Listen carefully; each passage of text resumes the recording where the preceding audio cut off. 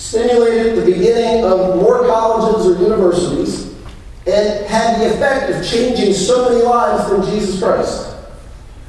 And the greatest teacher who ever lived, this is astounding to people who hear it for the first time, the greatest teacher who ever lived devoted more of his teaching subject matter to the subject of money than any other single subject. The broad scope of what Jesus taught about was the kingdom of God coming into this world.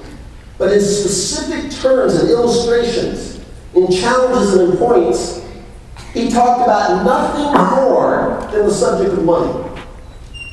The first time I heard that years ago, I didn't believe it. And I've researched it and found it to be true. More than Jesus talked about heaven, anger, pride, sex, miracles, love, more than Jesus talked about love, he talked about denarii and shekels and drachmas and talents and gold. 15% of all that Jesus talked about was related in some way to money and the handling of money. Far more than any other subject he covered. 2,350 verses of the Bible deal with money or finance-related priorities in some way, or principles in some way. More than faith and prayer combined. So why?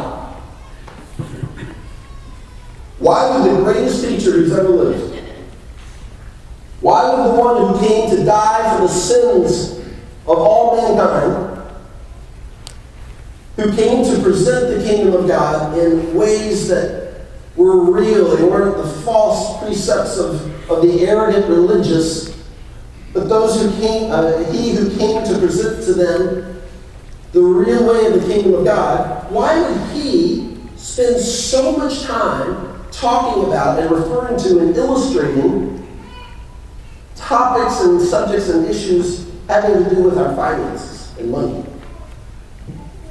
Here's a few scenarios. Let's just try all these. Was it because Jesus was in constant fundraising mode? No is right. No, I mean, that's kind of crazy. Just bear with me as I ask some of these questions.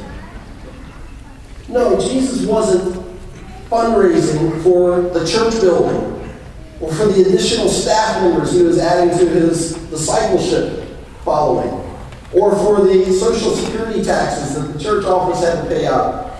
He wasn't raising money for the new church bus or for the children's ministry.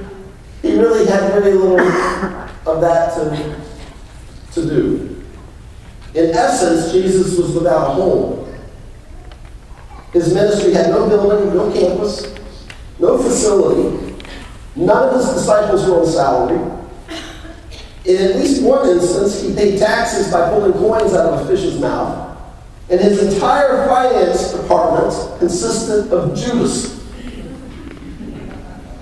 How about this? Was it that talking about money attracted people and grew a church?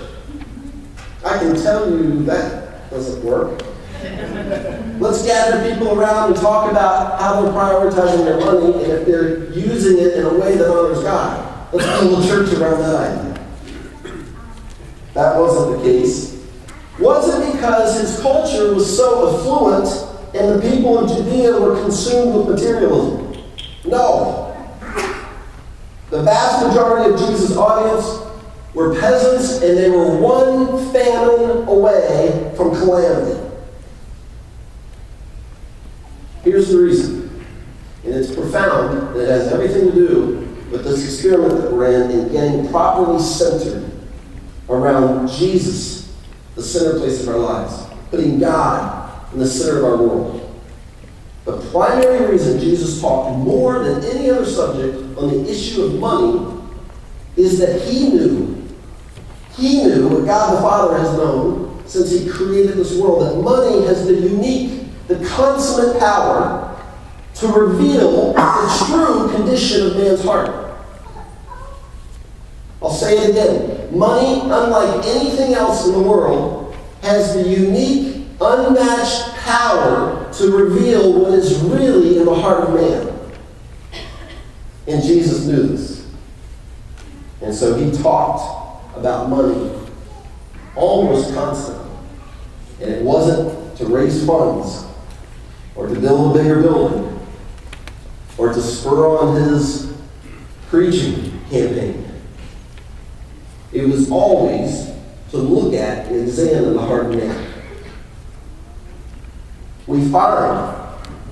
We really do find when we evaluate our view and how we look at and how we handle money, what's at the center of our lives.